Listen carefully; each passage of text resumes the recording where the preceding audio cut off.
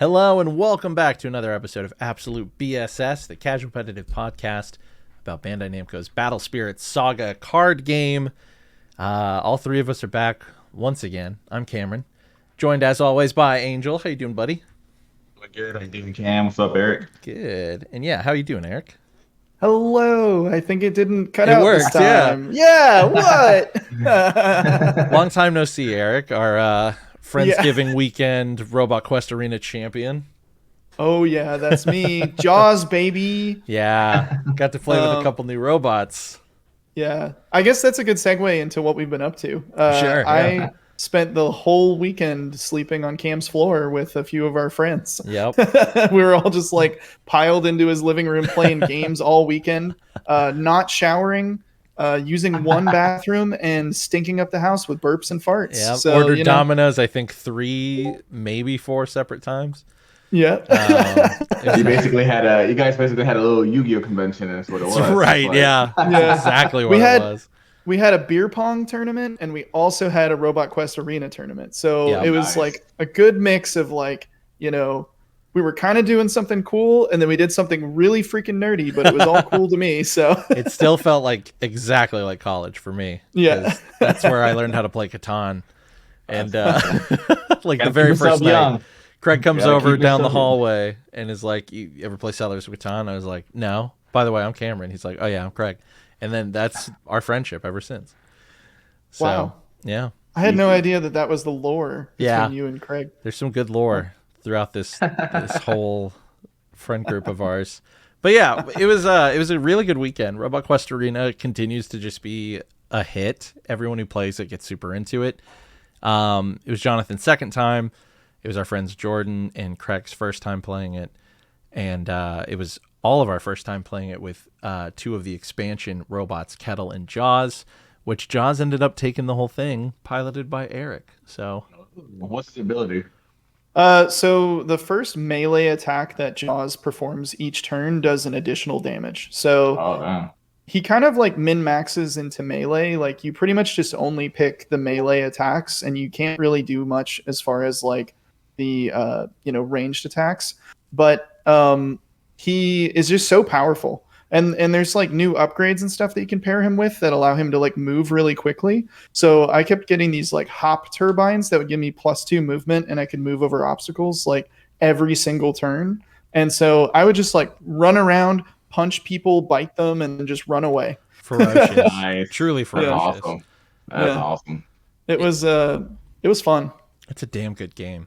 Other than that, we played some Jackbox games, some Mario Party. A lot of Suika was played this weekend. Oh, Suika. Have you played Suika yet, Angel? Oh my gosh. Good. Anyone? It looks good when you guys are talking about it, so it must be fun. Yeah, it's so stupid addicting. It's just this little $3 Switch game. Apparently, some streamers were like getting Japanese servers, to play this game on stream, and it just blew up. And so then Japan's like, okay, well, we'll sell it in the West, and we bought it. It's just literally you have this like little bag, and there are different fruits, and every time 2 of the same fruits touch, they evolve into the next fruit up on a list, right? And so the goal is to keep combining these fruits without overflowing your bag. And it's just super addicting, and it's just, a score builder, and it's got one music track that loops and lives in your head forever. And for whatever reason, like, it is just so, like, we'd have one up on the TV. Some of us were playing it on our own individual Switches, but we're all just watching, and we're just like screaming for these fruits to touch and kiss and turn into bigger fruits. And it was just, We're always just like kiss, Types of kiss, fruit. kiss, Yeah. kiss. so, I mean, yeah, if you've played Suika, you get it. If you haven't, you should, and then you'll get it. And it's just insane. It's so good. Game of There's the no year. better feeling in this world than creating a watermelon in that game. Yeah. So like the end goal, like to get hella points, like break the game in the leaderboard, is to make all those matches so that you get 2 watermelons, and if those touch, they basically just disappear. It's like a Tetris, and then you get to keep going, and so that's how you max out your score. So like You max it out. a really good score is like 3,000 Okay. for when you're new to it. But then like if you can get the watermelons to to meet and start over, you could basically get up to like 6K and then eventually like 9,999. So now we know you got to match the Yes. watermelons together. Passions of the fruits. Exactly. So after the weekend, I still think I might have the high score at like 29 something. So almost hit 3K. Eric got like 2,700 something, and it was very, very close. So You're close. close. I really thought I was going to beat your score. I really was going for it. It's one of those games where like I'll play it in bed. I'm like, all right, one more game of Suica. And then it's an hour later, and I still haven't beaten my score, and it's been like 8 runs. And That's how it was with I'm sure a lot of people remember this game. I think a lot of people were addicted to it. Flappy Bird. You ever played yeah, Flappy Bird? Oh, yeah. My God. Such a It's- simple game. It's like really mindless, but just tap, tap, tap. Yep. That would be hours just trying to like, oh, I almost made it to 50 or I almost made it to 100. Yep. I spent hours on that game. I think my wife actually has an old phone that still has the original one on it. I need to find it. That's I told her amazing. that's gold. I said that's worth something. That's 'cause literally that worth game- so much. Yeah. So I gotta find it. But yeah, that game is addicting. So I get what you're saying. it's that same It's part just- of your brain. Yep. Yeah, it's just mindless, you know? Yeah. Other than that, like I got to play some One Piece this weekend. Eric and Jordy Nice. played some One Piece. Some Battle Spirits was played as well. And that's what we're here to talk about today. Anything else I missed, Eric, or are you ready to dive in? Well, it was Jordy's birthday, so I made him a Battle Spirits deck. Yeah. Put together. It's not like a highly competitive list, but I did put in one Absolute Ice Shield, so he can at least start off with that. I think he immediately, during his game with you, realized how powerful that card is and why he needs 4. Yeah. Yep. Because I think that game would have gone differently if he had 4 Absolute Ice Shield in his deck. Because Yeah, especially because I saw all 4 of mine. Yeah. He would have been in a different position, I think, if he could have defended himself from your onslaught of attacks a couple turns in. So Yeah. but It was a fun game, though. He did really well. yeah. I hope he continues to get into it and maybe he can play with us. Well, he's already in our Discord, so Right. Yeah, we just got to get him active. hell yeah. And then what about you, Angel? I know you've probably just been working, right? Yeah, like I was telling you before the show. Let's see what I do. Here's an example of what I do. Yesterday, went to work at 3:30 in the morning, and I didn't get done till 1:50 in the morning today. Oh my! And I stayed in a hotel, so that's what I've been up to. So, literally, probably like hundreds of notifications on Discord. I'm trying to catch up on. Same. I have done nothing exciting, guys. I'm sorry. I have nothing for you this week, but just working like a dog. That's it. So. Well, hopefully we can get some... I promise those of you guys have messaged me because I've not been tagged in a couple of things. I will respond at some point this week. Yeah. I've been knee deep into work, man. But other than that, that's it. Nothing exciting for me at all, honestly. Nothing exciting. Just I'm enjoying my life through others with what you guys do and what you guys do. So Yeah. And it's always busy around these last couple of months of the year, but hopefully we'll get some good play out of you soon instead of all that work. Yeah, hopefully I can make it to Atlanta. Oh man, it's really what I want to go have some fun. Yeah. See Cam's first big experience, the grand open. Yeah, baby, let's go. So excited. Like that's where all my focus has been.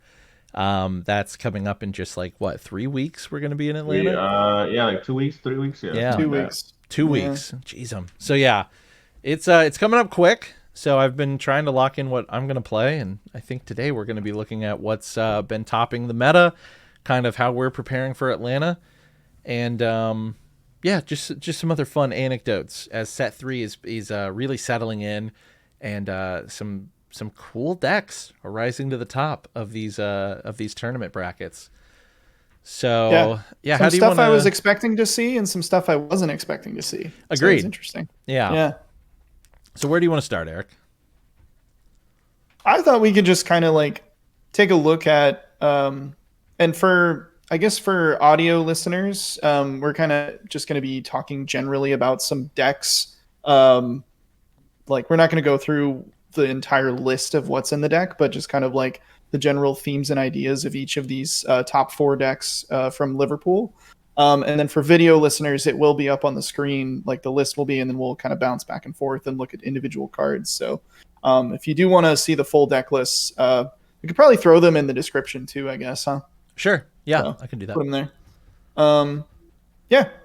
Should we just start off with like the first place deck at Liverpool? Yeah. Or do we want to work our way up there? Yeah. All right, we'll just start off with the top dog. Let's Top do it. dog. All right, I've got it pulled up. So the winner of Liverpool, I think this is in the right order, was Gale. Yep, it was Purple Green Gale. And that So so yeah, we've definitely retracted our boogeyman statement, right? Of like Gale is broken, it's gonna ruin the game, it's gonna top everything. But it does still perform like we thought it would. Maybe a little differently than we thought it would here. But yeah, this is the winning list from Liverpool.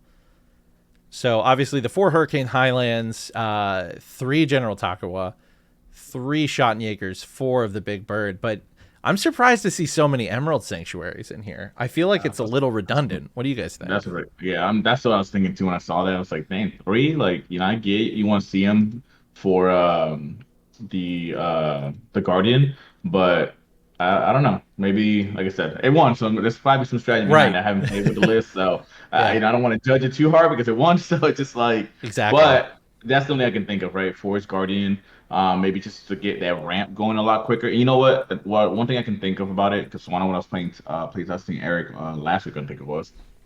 Dude, Gale struggles without Highland, right? Like it really does. So maybe that is Yeah. just a way where you have Emerald Sanctuary and Forest Guardian, and you're still getting that ramp to then be able to get the big birds or everything else that you need. So that's probably what I'm thinking. Why Yeah. it's there because it That's a kind of good synergizes. But It's a yeah, other very than that, good though, I point. mean, I'm glad to see that. Like I said, Gale's up there now, so it's almost like every Grand Open, it's like a different deck wins, and I Yeah. love to see it. Right, this is like the first time I think since all year that for the most part, like, the same decks are not always at the top, right? It's just like a little bit different, or it Yeah. changes each time just a tad bit. So it's pretty cool to see. Yeah, the meta is healthy right now. We talked a little bit about that last week, right? Like the rock paper scissors kind of thing, where one deck will rise up and beat the other one, and so forth, or so on and so forth. And with 6 colors and like kind of 6 archetypes emerging here, like it's that double rock paper scissors thing. Like it's really coming together beautifully. And that's just so fun because what's happening, like especially with yellow, when yellow won a few weeks ago, you look at these lists now for these tournaments and you're seeing a lot of blessed Genbu.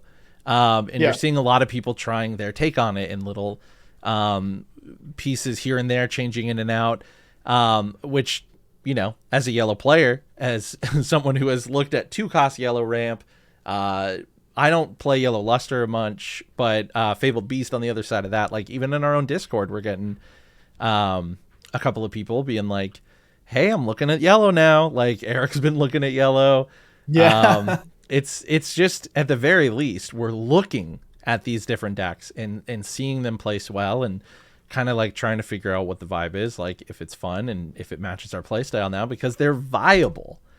And Gale is now officially there like we all thought it would, but definitely going through a little bit of changes here. Like this Gale package that we're looking at has Beldegor and Dragonaga Assassin also, right? So you're getting the recursion effects with Tokawa and Beldegor, you're getting the draw effects off of the purple like Dragonaga.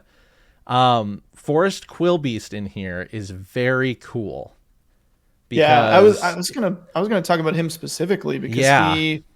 What were you gonna say about him? I was just probably gonna say what you were gonna say. It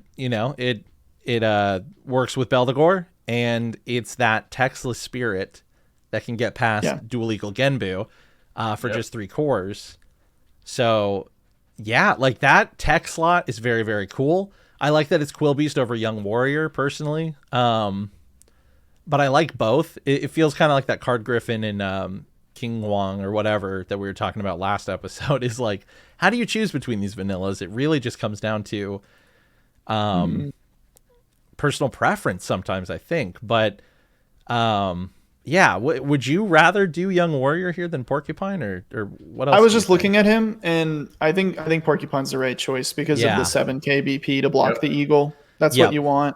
Oh, that's you want right. to be Young able to Warrior block only the gets eagle. to 6. Yeah. You want that extra 1,000 BP. So so that Porcupine definitely is the right call. That's well worth it for the extra core, I think, especially out of Gale where you have cores flying out of your ass. So. Yeah, exactly. So Forest Quillbeast, 1 core 5k, 3 core 7k.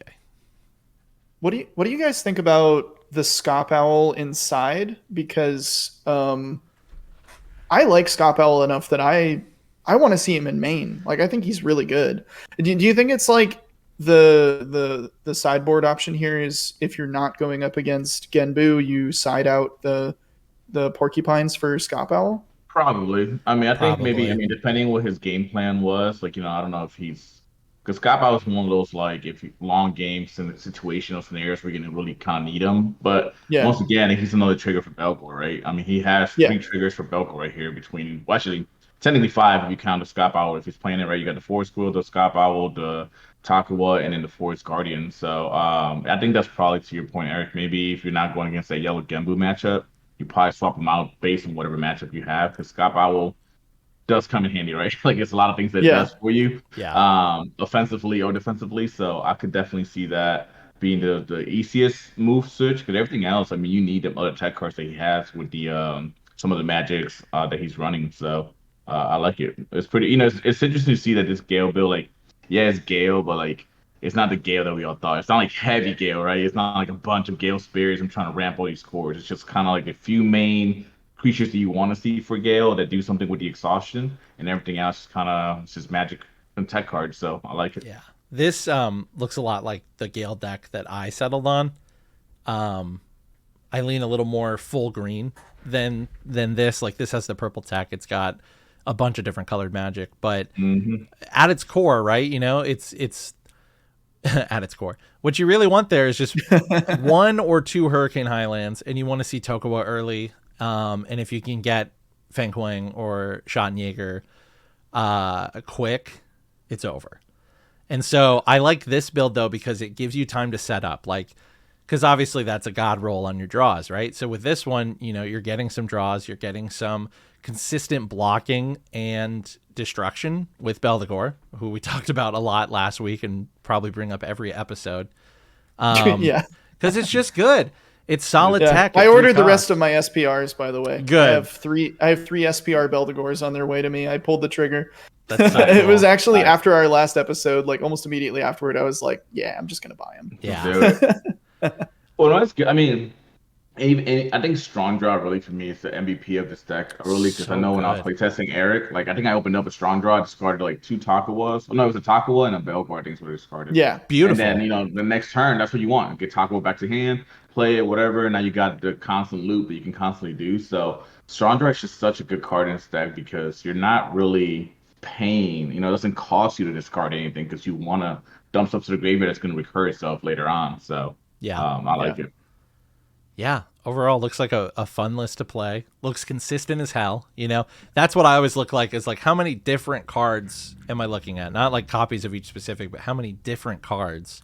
And I like to have this clean row, right, of these 2 rows. So there are 16 different cards in the main deck. And that's usually where I try to stay, because it's, you're seeing the stuff that you want to see. Perfect draw engine, 4 strong draws, 4 star bless. I'm like that, like right here that we're looking at, 4 strong draw, 4 absolute, 4 star bless. Like I'm putting those 12 cards in every single deck, like no brainer at this point. Because I don't Cut play the strong purple. draw. Sometimes I cut the strong draw down to like 3, but it's usually like as I'm tweaking. If I just need that extra card slot, I'll drop it, but I try to keep it at 4. Yeah. Dragonaga Assassin also putting in some work here to draw some cards for us. Yep. Yeah. Look at these set 1 spirits being really See my girl viable. Maduke. Yeah. She's in there. Maduke in the sideboard. What do you guys think about the 1 flush stream? Well, he's got in the sideboard or in the main? I mean, he's got the backup. In the main. Like, will you guys just do the 1 in your main, or will you bump it up to 2? I would at max do 2 outside of blue, just because it's a little expensive, but it is such good. It's a good pacemaker early. Yeah. Like if you're getting behind on board while you're trying to set up your Hurricane, I think Floodstream works really well in the Gale list. Yeah, I like the 1 Floodstream. I typically run 1 in main, but the one of Volcanic Break is also pretty nice because it does hit. Again, I feel like maybe I'm like laser focused on Dual Eagle, but like it can hit the Dual Eagle. I think you need to be laser focused on Dual Eagle right now. Yeah. And that's probably exactly why it's in there. Can also take care of Dynaman Tyrannoid as well, right? Yeah. if he's causing trouble for you. True. Yeah, let me pull Because up. he goes up to Volcanic 6K. Yeah. Yeah, 6K is I think. Yeah, Volcanic Break is cool tech. Little expensive, but being able to kill something 6,000 or fewer is massive. Even just once, like that could be the difference there. Yeah, it just looks like a solid list, like very well rounded.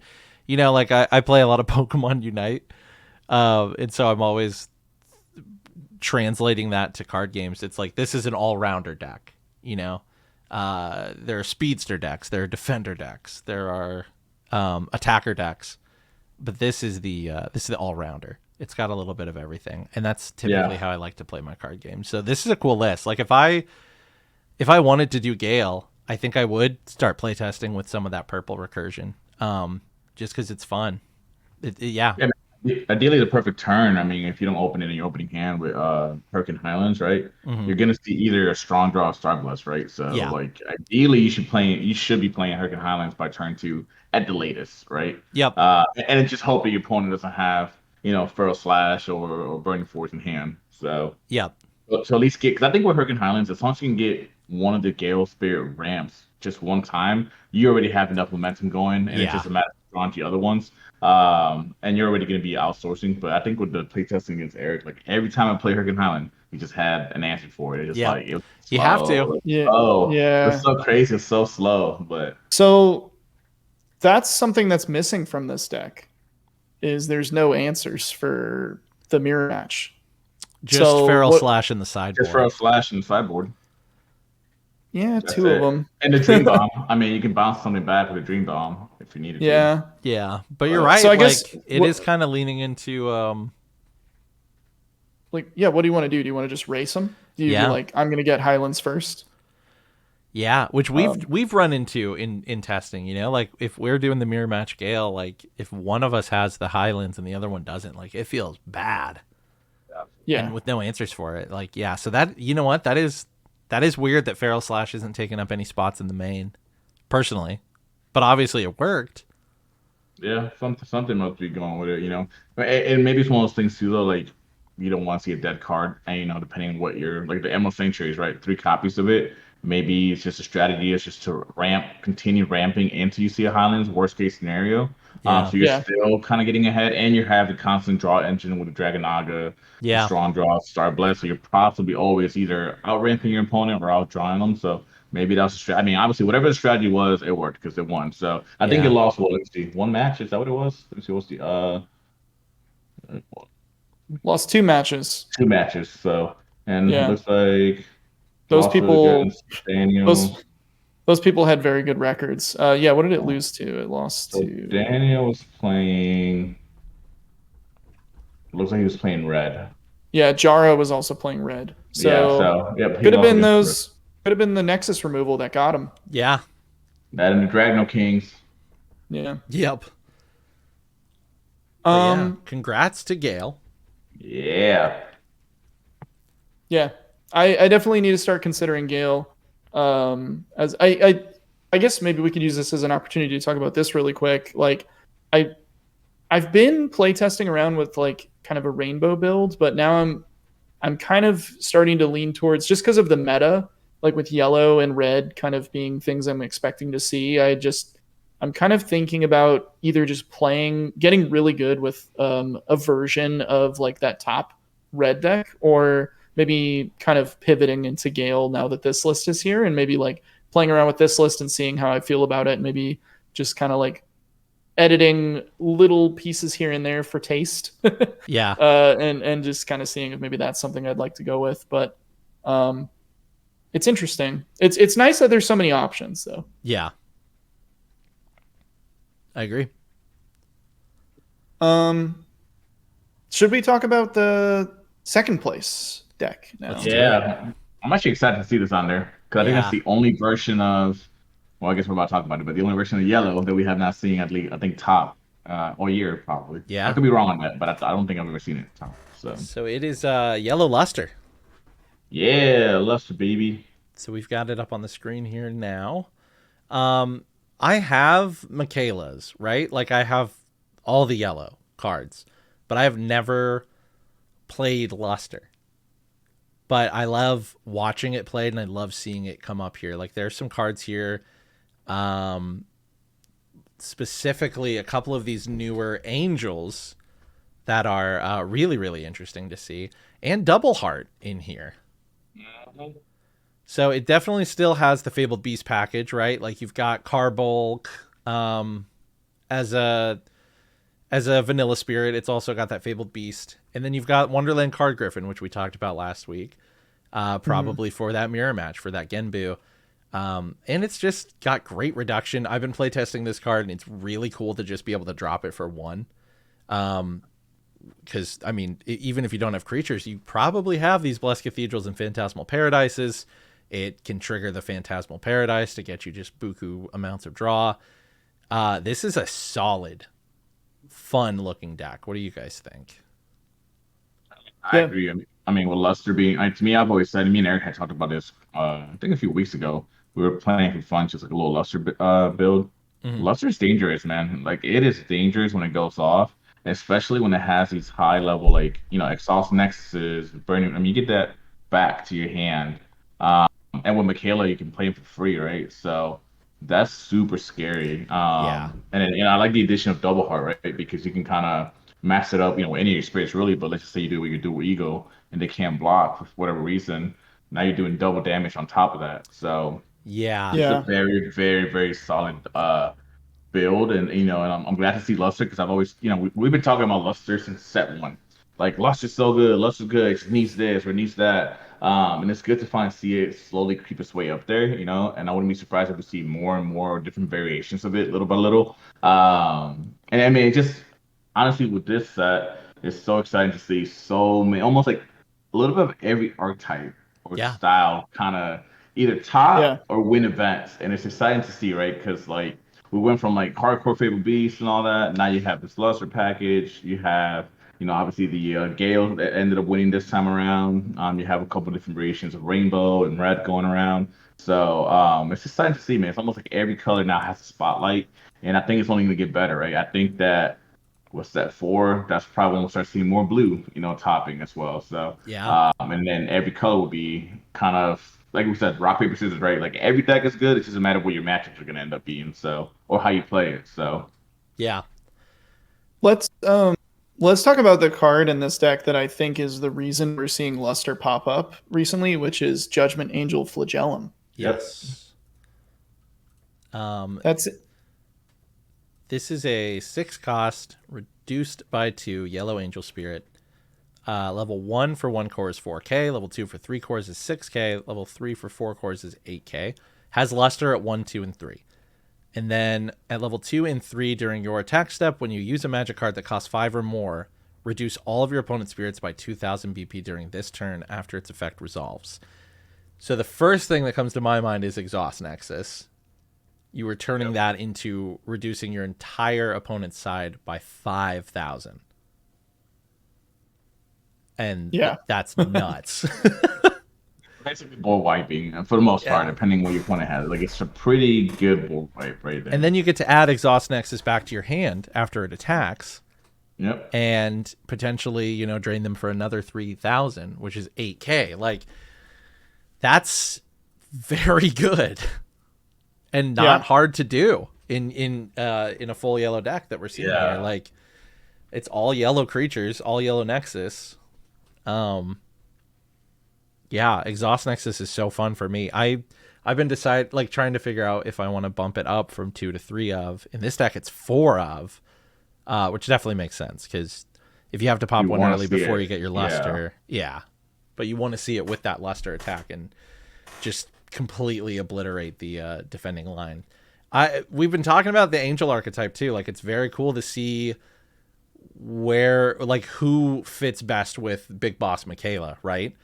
So these two angels specifically are very, very cool. And this new one, Flagellum, is sick. No, I think it's good. I mean, and I've before Depths even got banned, like I always said that Yellow has some of the better nexuses. Like Phantasmal Paradise and Blessed Cathedral are such a lethal combo. where like you're drawing or you're ramping, right? Sometimes And both. sometimes both, right? And it's just such a crazy thing that you keep going there. And after that, the one thing that I've always said Yellow has an advantage of, that has some of the wonkiest, I guess you could say, and like spiciest magic cards that just kind of take you for loophole, right? I mean, Summersault, all these kind of other magic cards that get played around is like, oh Yeah. yeah, that card exists. So oh yeah, that could take me off guard. So it's crazy, man. Like I mean, I seen crazy builds back in the day when people were trying to do the Luster package, like Royal Potion and stuff like that. Yep.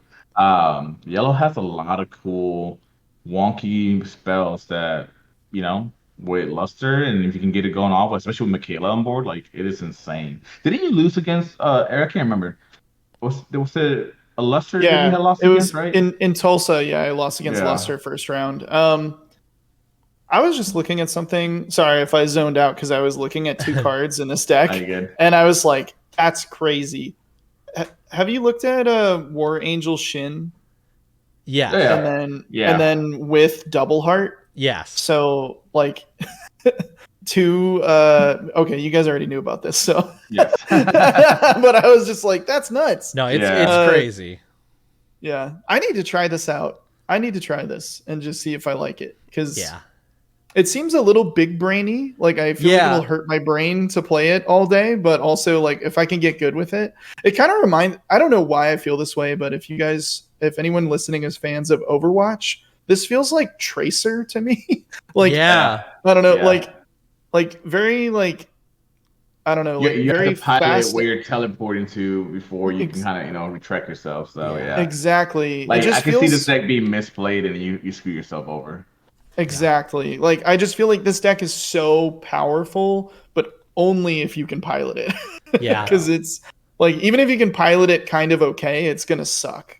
Because you need to know like exactly when to use each of your cards and like I don't know. It's definitely cool though. I like it a lot. This reminds me of like, I play a lot of Hearthstone. This reminds me more of like a rogue deck, right? Where it's Yeah. very combo, right? Like the deck is only good if you can combo it, like you were saying, right? Combo it off right with the right spirit or at the right time with the right Yeah. spells. And that's exactly what, I'm playing Hearthstone, but that's what rogue plays like, where like you can have a really good deck, but if you mess up the combo, you do the wrong combo at the wrong time, you're gonna lose that. You can tell early on, I'm gonna lose this match because my combo's already done. Like I screwed up. So Yeah.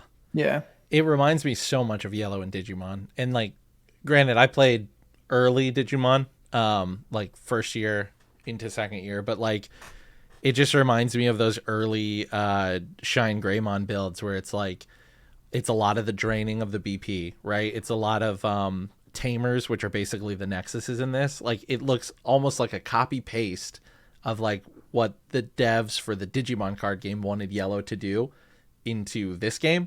Um, and it's just really fun. I just haven't played like that in Battle Spirits yet. But yeah, this deck list has me all sorts of excited to just at the very least try it in some casual play testing and see if it clicks like Yellow Digimon used to.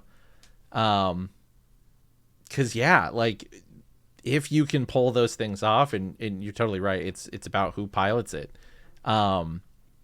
It's devastating, and it is just so many steps, but like if you get all those steps to line up, it's hard to come back from. Like even just exhaust Nexus twice, like off of a Luster, right? Like that's very, very good board control. And that's kind of a Yeah. simple combo and not that difficult to pull off. So I'm glad that people are still looking at Luster into these set 3 cards, right? Like Wonderland Griffin and Flagellum, and Double Heart. It's a good looking deck. The sideboard is interesting. We got 1 Godslaying, 3 of the Feral Slash, obviously for Highlands and some other like Purple Smoke Valley and stuff. But Harpy Nest Palace is in here too. 2 copies of that. the card I really like is that Heavenly Blade Dragon. Because Yeah. against, Mirror Match or any Bless, I mean, it's gonna go onto that spirit, the core. So I like this really good tech decision, and that card's pretty cool looking anyway. It reminds me of Dragon Ball Z Shenron. So I'm Yeah. just like I like it, especially the SPR version of it. Yeah. But I think it's a really good choice in the sideboard, so I really like that. So I'm with you guys right now. Kind of, this is a deck that I'm very interested in like play testing with and seeing because it just looks good, and I've always liked the luster idea. And obviously, if this is piloted very well, it's obviously very dangerous. We've got, it's a runner up, so very good. That is such The a crazy card, Ryut. I never like really valued that ability, but Yeah, like that's pretty good. yeah, you can attack me with Hippo and do Eagle all you want. It's gonna go on this.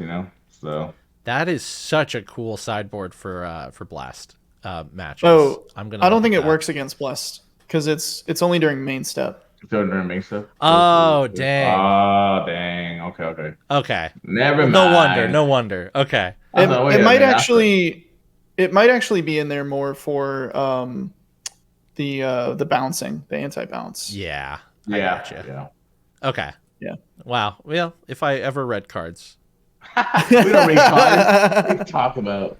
We have those card the, players. the Harpy Nest Palace, though, I think that's been tech for a minute to go against like Baculus Curse, right? Yeah, to control the core drain and all that. I've seen even Purple is kind of, which is weird. I saw Purple is kind of running this on their side as well. Yeah, Yeah. there's mirror matches and stuff like that. So it's definitely, it's funny because Purpose Nest, that's exactly what it is, right? It's one of those tech nexuses that you only gonna see based on what your scenario is. But at the same time, it's kind of like that 50-50 split, right? Like sometimes with sideboard cards is like, do I really want to load up my sideboard with a card that is just there in case I see this matchup, right? Or is it something that it will at least can change and tune my deck to kind of boost the stuff up in a different scenario? And I think we talked about this in one of the podcasts, just about how do you decide what to sideboard. Yeah.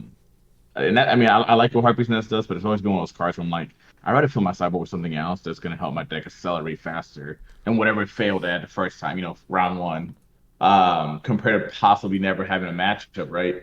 That I need this card and I just wasted two sideboard spots for something else that could have been more useful. Yeah.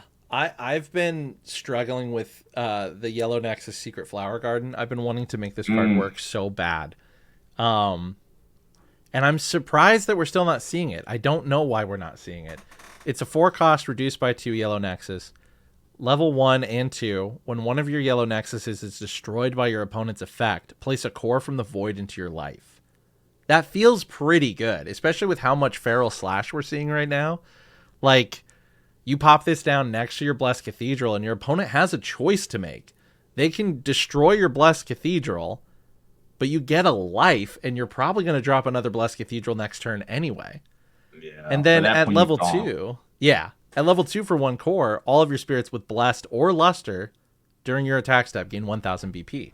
Like, with how much we're seeing Dual Eagle trying to push through, especially with the rise of these vanillas to counter it, I know Phantasmal Paradise gives your Fabled Beast stuff, and that's probably why that is seeing more play, but like, even a 1 or a 2 of Secret Flower Garden doesn't seem bad. I don't know. Could be interesting tech in the sideboard for the mirror match. Yeah, 'Cause, I'm like, it I'm would probably get gonna you- throw it in my sideboard. Or if you go up against red, you maybe Yeah. side these in. Yeah, because I mean, what I found in testing with my deck where it is right now, like I'm not obviously gonna show everything in it, but like it's a yellow 2-cost Fabled Beast build. That's what I've been doing. But I'm like getting a fistful of cards by the end of the game. And so I don't think it's going to clog up the deck to have 1 in the main. And then you put that down, and it's just a little more security for all of those Yellow Nexuses. I don't know. But yeah, overall, this Luster Card build 2, I is think cool. it's worth. I think it's worth looking into. I like that card too. Yeah. The Secret Flower Garden. What do you think the 1 of Godslaying is for, really quick, before we move on to the next deck? Because I was curious, like, why put that in as a 1 of? Is it just for like to deal with like the red big guys, or to deal with like Fang Wong, or to deal with Genbu? Probably Am I answering yes my own question? to all of that. Yeah, Yeah, yes to I all of it. I think it's Probably just, all that. especially in a But it's full just a yellow one of. build. Yeah, like that's the 1 is what's throwing me off, because in a full yellow build, I'd be running 2 or 3 because I love that card. It always has value for me. Yeah. But yeah, the 1 I of don't is know. interesting. I think it's especially out of Luster, because you can get it back. Yeah, and maybe that's why it's the 1 of. They're like, I'll hold on to Kind of it. psycho stuff, yeah. Yeah, I'll like bait an attack, and they'll block with something big who's gonna overpower me, and yeah. But it's weird that it's in the side. I don't know. 1 of and in the side is what's throwing me off. But Hey, what do I know? This person got second place, and I did not. So. Exactly. They know what they're doing. I'll be watching this Yeah. list with great interest moving forward. I think we're definitely going to see some luster in Atlanta. Yeah. Sure. Yeah. Maybe it'll be me. Maybe it'll be Eric. Eat it. All right, number 3 then. All right. Yeah, these are both. I think technically they're both like, because they were both from different matches, so they're like top 4, Gotcha. right? Yeah. So they're both like top 4 decks. But we're looking at Ooh. the red list first. Yes. Yeah, the red green. Or wait a Gale. minute, this isn't red fully, is it? No, yeah, this is Red Gale. Red Gale with like one thing of Interesting. purple. I am so into this at first glance. This is fucking nuts. It's so fast. You don't have the strong draw because you have the charge draw, which I'm glad to see that as a draw engine. If you're leaning into a lot of red, this looks like, okay, it's like this person was probably like, I love Gale, but I also love the speed and the aggression of red. Let's combine them. Yeah. And it has so many fun things from set 1, set 2, and now set 3. Cool deck. I like 4 it. I of mean, Ritual Fire is insane to me. yeah, that's like crazy. And I was gonna say the Volcanic Canyon in a way does what Strong Draw does, right? You're Yeah. still getting that Yeah. discussion that you need for like the one bell or the Takua. So, but you're constantly doing it every turn. You're drawing that additional, so you can get into that Yeah. Hurricane Highland. You're second one, so it's definitely like you were saying more of that fast pace. And then you have what Red does, right? The Ritual Fires, destruction stuff, the Burning Forces at a lot cheaper cost. So Ritual I like Fire it. is good. Yeah, it is. I think we talked about the one that I think when we did a spoiler. We were talking about Ritual Fire for a while. Like, Yeah. it's a Yeah. nice card. It's a little spicy card. And this one Well, of the Game so Grumps here's- ones too. Yeah, it is. Yeah, this one's a good It one. is, yeah. Here's the thing about Ritual Fire that I learned from watching the Pasadena players play on the stream Uh-huh. is that the main downside of that card is that it's main step only. However, you can turn it into a flash speed card or like a during your opponent's turn card, rather, not flash speed, but you can play it during your opponent's turn by setting it in the burst, taking the life, and then killing 2 things. And then you don't lose that tempo of having to play it during your main step. Right. So And that's where it's- 4 makes sense, right? You can hold 1 in your hand Yeah. for your main step, but also like you can drop 1 down there in that burst slot. That's gonna fire. And Yeah. if you need to swap it out later for something else, you don't really worry too much because you're drawing a lot and you have 4 of them. So you'll see it again. Yeah, it's definitely good early. Like if they go a little wide and get a little, little cheeky and then want to take out some of your health early, or just leaning into some aggro, which we're about to see in the next list. Ritual Fire is good in the beginning as a burst slot, I think. I that's a cool card. 4 of it. Man, I need to playtest this list now too. Yeah. 1 Beldegor. Thoughts? I mean, I guess that's really all you kind of need if you're just gonna keep Yeah. recycling him, you know. So I mean, I could see it. Yeah. I think it's very thematic. I would probably play at least 2. Yeah. If I was gonna go like very minimal on Beldegor, but that's just because I have a sweet spot for Beldegor. But like I said, I mean, you think about it, the only target it has is really Takua. Yeah, So that's fair. I can see that, right? I mean, it just kind of is there for you need. You have the Ritual Fires, you have the Burning Force, the Volcanic Break to kind of deal with the other spirits without having to use Belgor's trigger on Yeah. summon. So I can see it. I mean, at least for this build, I can see it. So will you guys prefer this red Green Gale or the purple Green Gale that we saw that one? Hard to say. It is hard to say. I think I love how green and purple mix so well together. I never really thought about green and red, but this looks oppressive in a fun way. I don't know. It looks cool as hell. 3 Dream Bombs seems like a lot, Yeah. but there's a lot of burst in this deck, right? Yeah, there is. You got the Star Blast Rituals, the Absolutes, the Dream Bomb. Yeah. Dream Bomb could be in there for the mirror match to take care of the Feng Wong. Yeah. Or it could also be in there for Genbu shenanigans. Yeah. Or Big reds. Yeah. The sideboard This is really deck- cool. I love it. It's 2 more Beldegors, 4 Feral Slash, 4 Seabed Lighthouse. No, yeah, Seabed Light yeah. Seabed Lighthouse is a cheeky little move there. Yeah. Man, I'm just so impressed with what people are coming up with and how they're piloting them. I keep going back to Eric said after the Netherlands, right? You were like, I'm kind of bummed that this is the last tournament for set 2 because the meta felt like it was busting wide open.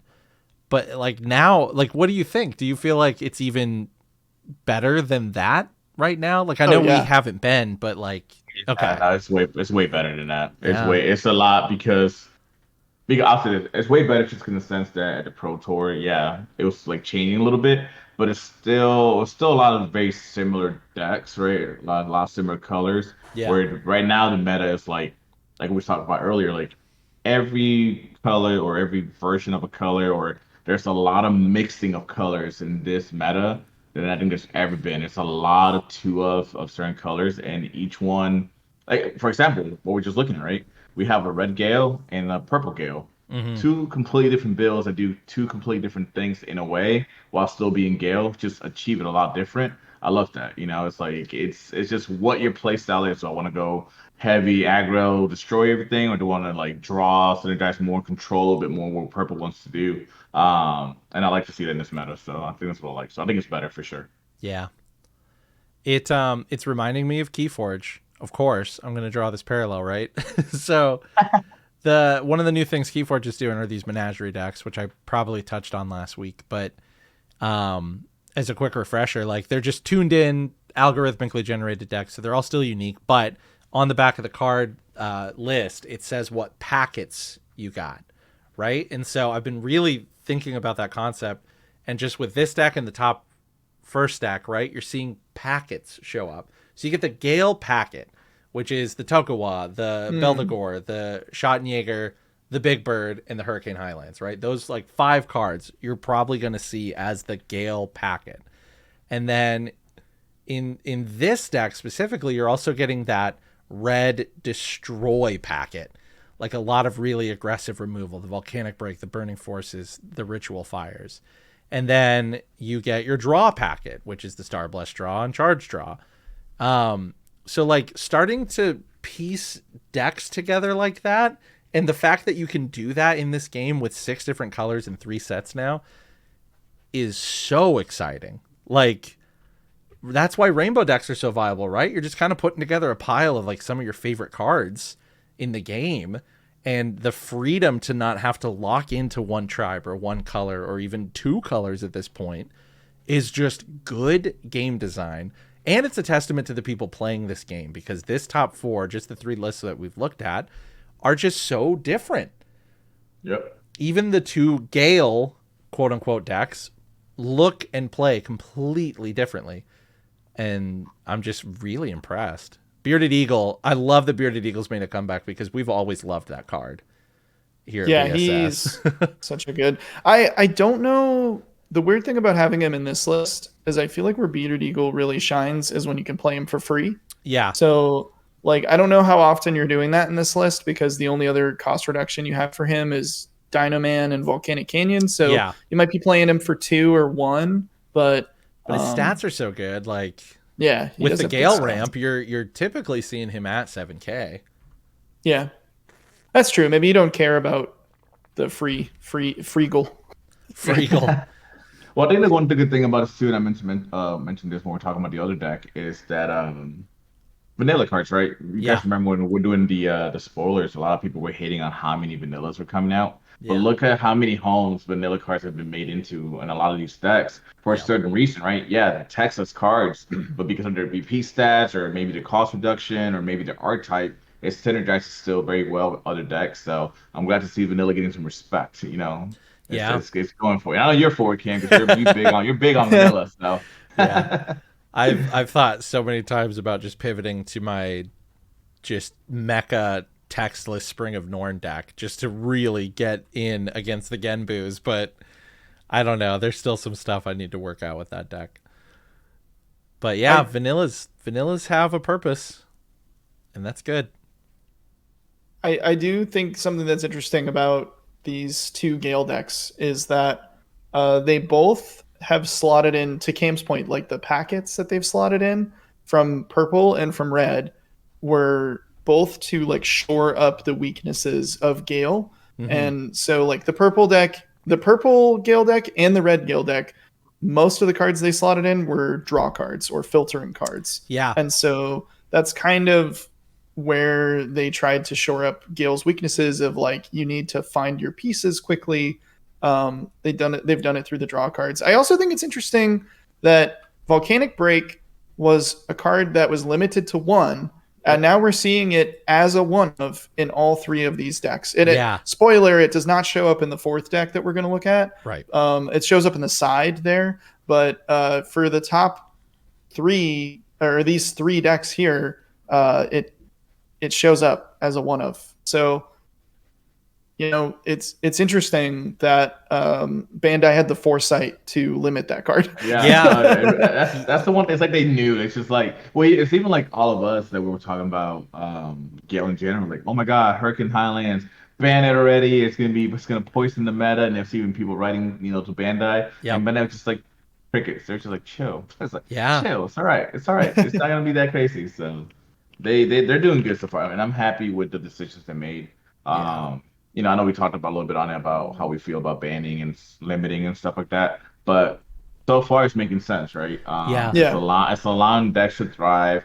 The card is still good without being so overpowered, which makes other decks not viable. So far, if they keep it this way and this is how they're gonna do the limitations and the banning, I'm there for it. I think it's healthy. So I have a trust in Bandai. Like those four cards, right? Over Raptidon, Axe Spider, Depths, and Volcanic Break. The three that were banned and done for make a lot of sense to make room for dozens of new cards. So if we're going to lose one so that it doesn't break the game with 12 new cards coming in, that's cool. Over Raptidon being limited, I get it, or being banned, I get it. It was a tough blow for red players. I probably would have been a little more mad if I played a lot of red. But like, Red is still finding a way. Red still has Nova. Red still has Dragno King now. Like, Red is doing what Red wants to do still. No harm, no foul. Axe Spider was just a tough card, an unfun card, a long 2-time card, right? And it helps us as players explore other cards in the pool. And just from results of these tournaments in the last month, you're seeing people getting creative, and Bandai to some extent has to have that foresight, has to be like they're seeing these issues before they print and hit print, and like we jump to some conclusions, right, about Hurricane Highlands. Like, this is the first time we're seeing lists with Highlands first place, third place, so it wasn't as big of a boogeyman as we thought, or Bandai has those numbers in those playtests, and they printed the card as is, and I'm definitely leaning more into trusting them, and like it's just a good spot for the game to be in. I think what I like about Bandai is like they stick to their guts. They're like, they do. We hear what you're saying, but it's almost like in a way they're saying like, we know what we're doing. Like, we've written these cards ahead of time. Like, we know how it's gonna change or what's out there that's gonna be. And it's sometimes, at the end of the day, really, it's up to us, the players, to figure that out, right? Like, come up with a crazy combo or come up, and that's how games get, either broken or decks like this start coming out. It's like the player gets very creative and starts linking about, oh my God, this card works with this card. And seeing, I'm loving that each set is prevalent right now, right? There's a card from each set somewhere in some of these decks, right?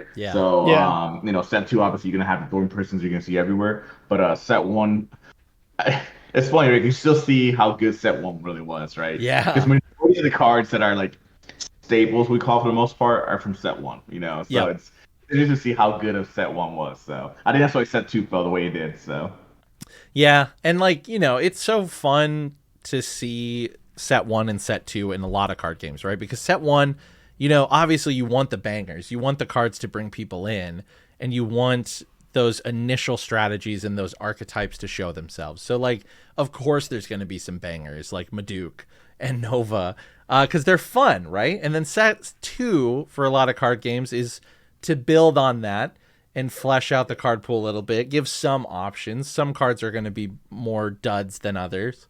Set 2 obviously also was introducing the 5th color. So it did kind of feel like a sophomore slump. I think about a lot of card games that their second set just doesn't hit, right? Keyforge, infamous for that. Age of Ascension aged into popularity more recently than when it was first announced because set 1 was just so banging. And set 3 here more like Age Speed. of Descension. Oh shit, it's true. But yeah, now that set 3 is here, things feel so good. Each set is establishing itself in these decks. And just the future of the game looks so bright when you're looking at some of these tournament lists as far as the competitive standpoint. Casually, obviously, this game is so fun. Yeah. It's so fun. But competitively, for it to feel so fresh still is great. Yeah. It's like you're playing a whole new game. Like, it's crazy. Yeah, they're nailing Do you think if they wouldn't have done those bans, we would just see all of the Gale pieces plus Depths plus Axe Biter? Yeah, that would just be the deck. I think so. I really do. And it'd be a damn good deck. Yeah, it would be a damn good deck. Schottenjäger, Netherworld Depths it alone is just stupid. Yeah. Oh boy. Well, it's only gonna get better from here, though. You know, we got that's right. Set 4, and then from there, now we have the house foundation, right? Yep. Now it's like you were saying, let's add these to the pools and let's mix it all up and see what it does. Because I mean, you're right when it comes to set 2. You made a good point, right? Like a lot of the card games, set 2 is usually almost like it feels like a filler set, right? Like it's just like here's something in the meantime. Because I mean, it's like I'm talking about old Yu-Gi-Oh, like Meta Raiders. Yeah. That wasn't that good of a set. I mean, you got the Gate Guardians and Thousand Island or Thousand Eyes Strict or whatever. Yeah. But there was like no major cards out of there like people were excited about, like play competitively. So it's a set 3 came out, which I think was Magic Ruler. Don't quote me on that. It was I still remember Magic Rulers. So now that set changed the whole meta that time. So I remember when that came out, there's some crazy cards in there. So exactly. Yeah, Eric, my boy, Magic Rulers, baby, we done. Was after that Pharaonic Guardian, or was that later? I think it was right after that. Yeah, Pharaonic Guardian, and then I remember that set fucking slapped. Yeah. That set had some crazy cards in it. Anyways, we'll get into Yu-Gi-Oh later on. We'll have to do maybe we'll do a Yu-Gi-Oh nostalgia podcast. Oh man, we don't talk about anything relevant to anyone who's actually playing Yu-Gi-Oh today. But if you just want to listen to us talk about Yu-Gi-Oh when we were like 7 years old. Yeah. I'm talking about fair servant, soul of the duelist time. You know, I'm talking about where I have to sacrifice. Jinzo needs to be banned. Yeah, Jinzo's broken, dude. Fuck Jinzo. Anyway, we're gonna say that for a different podcast. There you go. For a different episode, we're gonna have a Yu-Gi-Oh nostalgia. I'm just gonna sit there and talk about the memories. Man, forbidden memories. Memories, dude. Yeah. And then Duelist Roses. And now set 4 for BSS is going to be dual color and extra symbols. Like, it's going to be nuts. Like, if this is any indication about like wacky and weird combos and decks and just like throwing color out the window, the next set is going to be even doing more of that. And just, I think it's going to just keep getting exponentially like wider and wider and more varied about what decks we're going to see. And it's just going to be fun every time. Wait, did they confirm dual colors for set 4? Maybe they didn't. Maybe I'm just projecting that. I think there's talks about it. If it's not 4, it's definitely going to be set 5. But there's speculation that we'll see a few. I don't know if they'll be like the big ones that everybody's going to be excited about, but there definitely will be a few though. Yeah. At least that's what's speculated, right? I'm sorry, I'm rumor mongering. I gotta remember that I have a little bit of you just said it so matter of factly. It's gonna be this. So matter of factly, I was like, wait, did I miss something? My bad. Cam has the inside source with Bandai. Yeah. Everyone's getting their pitchforks ready, man. You're one of those guys who's like, yeah. My dad works at Bandai. My uncle's brother's son works at Bandai, and he's the CEO's.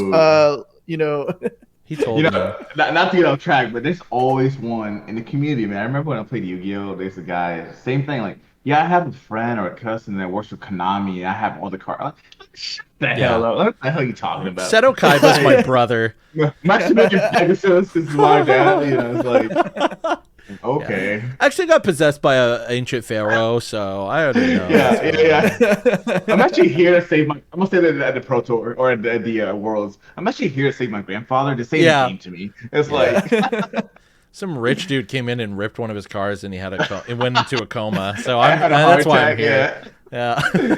Seto was ruthless. That was Oh funny. man. Good times.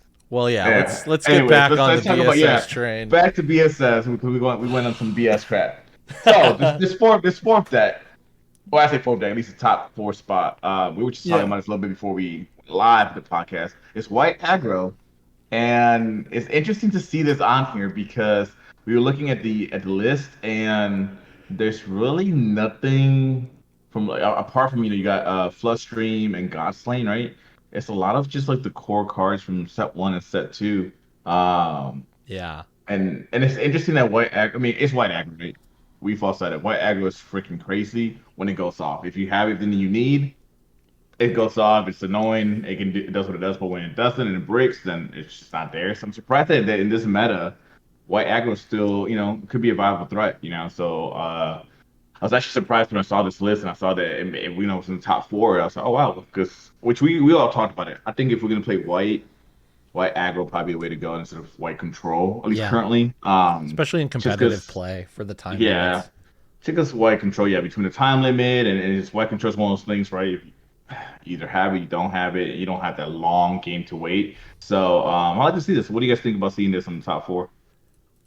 It looks, I think it's really cool. Yeah, it's sneaky, right? It's like Mm-hmm. the dust has settled. Everyone is thinking what the meta is, and then it's like, oh yeah, here's white aggro from the grave, from out of nowhere, just to do some shenanigans, maybe once or twice in this season, and then disappearing again.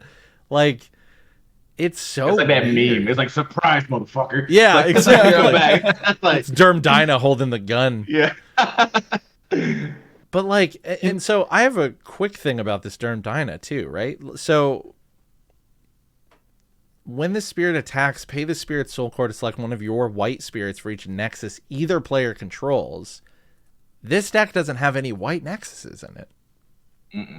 Any nexuses. Oh my god, I just noticed that. So Holy it's shit. like really cheeky, leaning into everyone else playing at least 1 or 2 nexuses to get that last hit in. But like, that's goofy. Which if you look at all the other decks that we've been playing, they all do, right? You got the Yellow Luster, you got the Blessed Cathedrals, and the fan. You got obviously the Hurricane Highlands, you got the Volcanic Canyon. So it's like you said, it's like I'm gonna use your deck against you when you think it's gonna benefit you with my Derm Dyna. Boom, let's go. Yeah, I bet for the aggro mirror match, you swap it out for the 3 elks on the sideboard. Yep.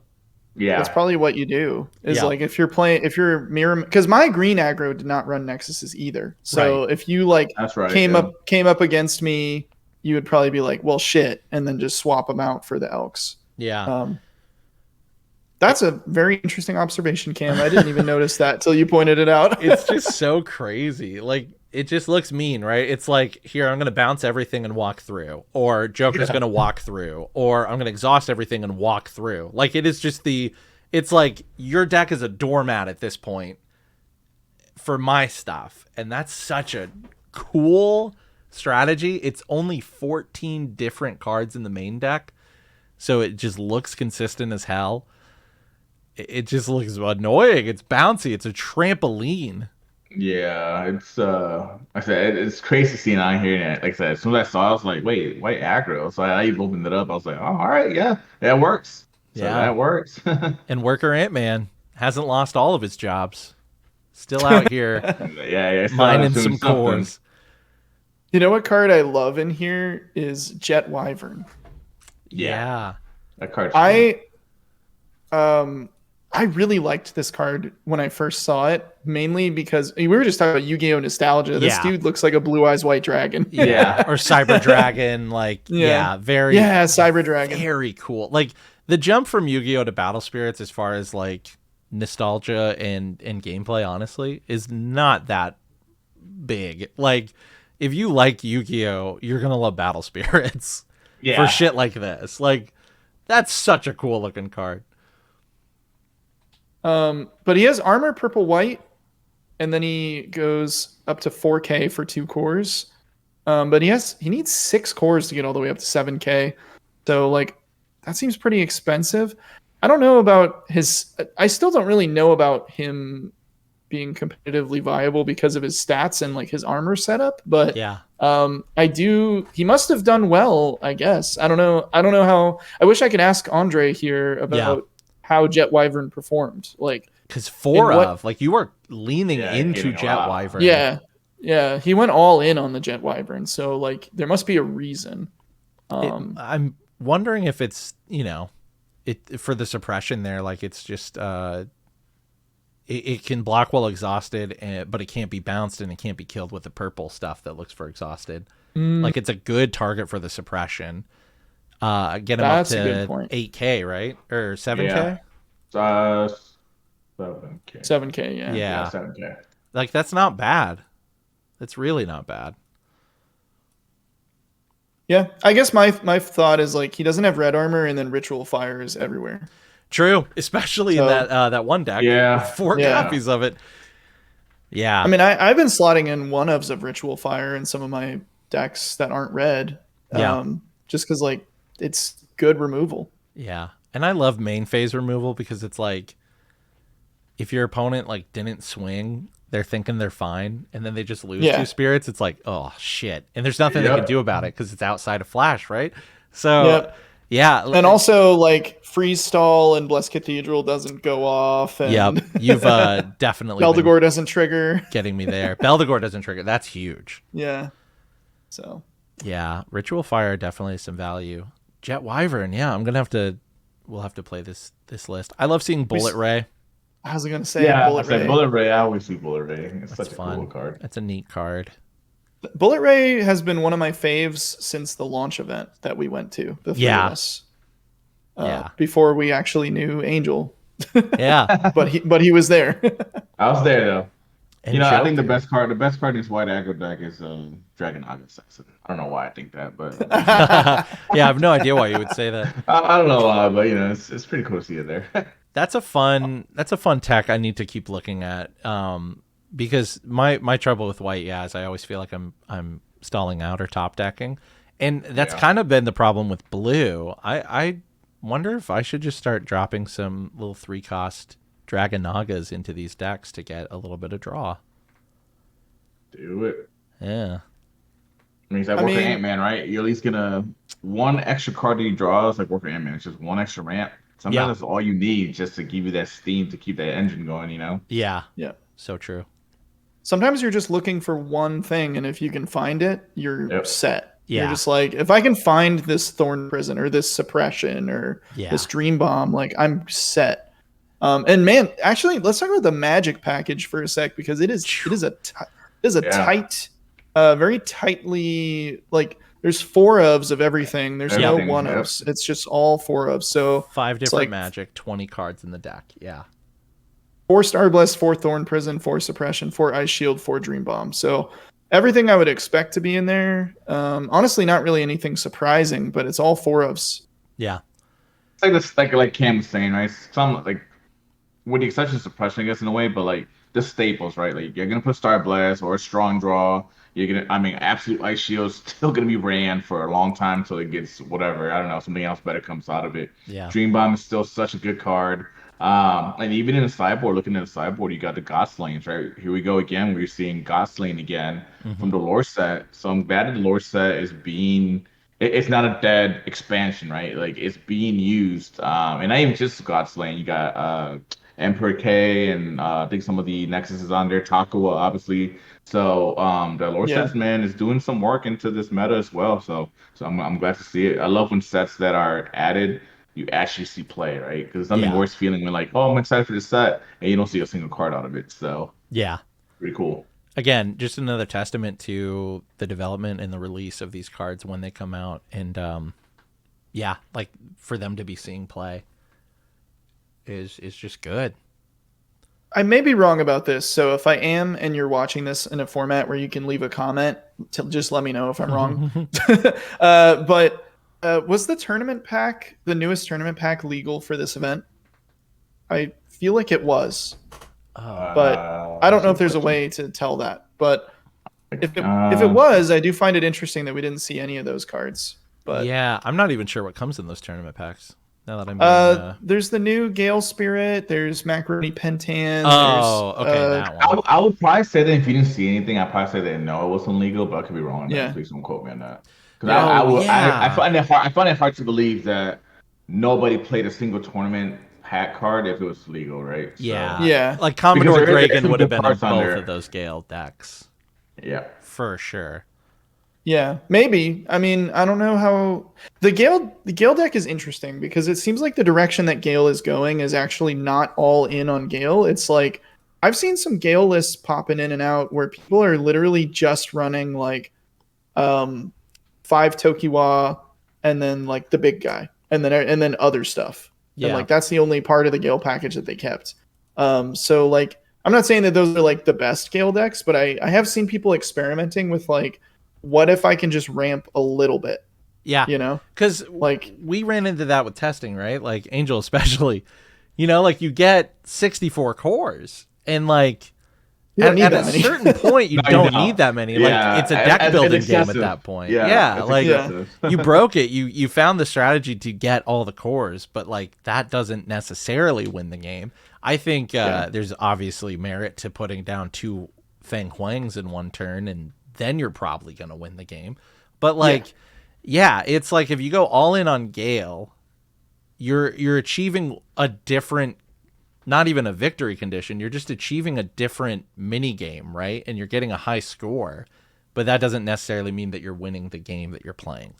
So seeing the packets of Highlands with different types of Gale ramp and then having the rest of the deck do something beneficial from that smaller now ramp than just unlimited core ramp. Yeah, you're right. Like that's where I think Gale is going to fit. And honestly, as like a sub archetype, that's more exciting to me because that's how we're getting these splits, these different decks. And that's very, very cool. Whereas like, 5 weeks ago, 6 episodes ago, whatever, when we first read Hurricane Highlands, I was like, it's the end of the game. Like, yeah, well, especially after we play tested with it and we were like, holy shit, you can get 64 cores. yeah. But again, So I can't find anything about this Grand Open, but I do see here that for the Atlanta Grand Open, Tournament Pack Volume 3 is legal to play. So either it was not legal for this one and now it will be for the Atlanta one, or maybe it was and nobody did use any cards for whatever reason. So yeah. Well, that's yet another thing for us to think about. Yep, December 9 and 10, you'll have an extra little bit more card pool to play with and experiment with. So I think Macaroni Pentan's pretty good, but I love him a lot in my the 2 macaroni pentan. I like that. I can't wait till we get an X-Rare Pentan because I know it exists in Japanese in Battle Spirits, but X-Rare Pentan over here in Battle Spirit Saga, I will only play a Pentan deck. Just for the pentans. Yep. Good old Pantan. He's such a cute guy. He really is. I think he got his heart broken, but he's still cute. Yeah, he's tenacious. He'll be fine. He'll bounce back. Yeah. He'll be back next turn. That's right. Yeah, exactly. Yeah. He He will not take no for an answer. Yeah. He'll just go to the next penguin. Oh, you rejected me? All right, who's the next penguin I could bother? It's goofy. Well, gosh. Yeah. I think that about does it for those decks. Anything else you all want to talk about or say? Not because I'm just excited to see that, like I said, the meta is still wide open. There's nothing that I would say is better than anything else. I mean, we've seen it once again, right? Here's another Grand Open, and there's a whole another different deck. Hasn't been the same 2 decks winning each Grand Open. And the biggest part of it is the variety of the deck, and how it's changing each time, or how people are trying different things. So I'd love to see it. Got a few more happening at the Atlanta one, the last Grand Open. right? I think all of them have been done in Latin America. Yeah, I think Atlanta's the next one, if I'm correct, Yeah. if I remember So correctly. So this is all we've got to work with till then, huh? that's up to you guys, and adding the tournament 3 packs. So you think spicy comes out of that, and after that is Worlds, and we're off to the races to for set 4 later on. So That's right. We'll see guys, if Cam and I can make it there. I hope we can. This is like, we gotta fight our way up. Yeah. I'm excited for the opportunity. I've locked in my deck. I know for sure what I'm playing, and at the very least, I always have fun playing it. And I feel like I pilot it pretty well. Yeah, looking forward to it. Can't wait. Maybe we'll get one of our decks on here and we can review it on the podcast. yeah. Yeah, that would be cool. We get a top 4 deck list and it's one of ours. That'd be pretty crazy, sweet. man. That'd be crazy. Gotta do it. Gotta do it. Pilot. You guys put on your little airplane, little jackets, and pilot the shit out of your decks. That's right. That's right. That's what I'm saying, man. Hey, for this season, instead of like no bad luck this time, it's gonna be like pilot the shit out of your decks. It's like, go ahead. Oh man, I love it. I feel like it's not as catchy, but It's probably not. No bad luck this time. It's probably the best one. We just put little things. But no, other than that though, I mean, I want to say it's cool to see. I honestly feel like a lot more people have got into Battle Spirit because of this set. It's just, or maybe it just seems like that. I've been seeing a lot of more people in the community. There's a lot more people coming out. I mean, a lot more YouTube videos I see with other like new content creators. So I don't know. I mean, Set 3 is doing amazing things for the game, and players are enjoying it. I really haven't heard really no negative stuff or like Yeah. toxic stuff. Everybody's been happy. I think everybody's just excited to see what else we can do and what we can play out. So I like it. I like it. So I'm happy for the game, and hopefully it gets things to come, and it gets better and better, and people are still enjoying the game, because at the end of the day, that's the biggest thing, right? That we enjoy the game, enjoy what Bandai's doing. Obviously, that we enjoy the we're consumers, but that we enjoy the product and what we spend a little hard-earned money on. So I like it. Right. Well said. money and a lot of time. Yeah. And a lot of time. Yeah, it's a lot of time. And speaking of that, thank you all for listening again to another hour-plus long episode of us talking about this card game that we all love. You can contact us in the comment sections down here, on the polls on Spotify, in our Discord, more importantly. And all of those links are in the description wherever you're listening or watching. And yeah, just want to thank you all once again for tuning in to Absolute BSS. We're going to be playtesting and chatting in the Discord, getting ready for Atlanta. We'll probably have another episode before that, just a little more, last second tournament prep. And yeah, hoping to do well, hoping to represent our little part of the community here in Absolute BSS land. So if you want to be a part of that, doors are wide open, Creed, or arms are wide open, Creed. You can come on in and say hi and get some games in, put some deck lists up, have some good conversation. It's a good time. So anything else you guys want to say, Angel, Eric? Nah, just if you celebrate Thanksgiving, I hope everybody has a great Thanksgiving. If you don't celebrate, well, I hope you have a good week and enjoy it, doing what you guys love to do. So be safe out there. Hell yeah. I just want to welcome everyone to our Discord with arms wide open. This be a theme song for it. It's like, welcome to Absolute BSS. I hope we get DMCA'd for that, so it was really too is a good. testament to how well I did it. Yeah. No, that was beautiful. All right. Well, until next time, keep playing some Battle Spirit Saga. Be good to yourselves and one another, and we'll catch you next time. Bye-bye. Peace. Yeah.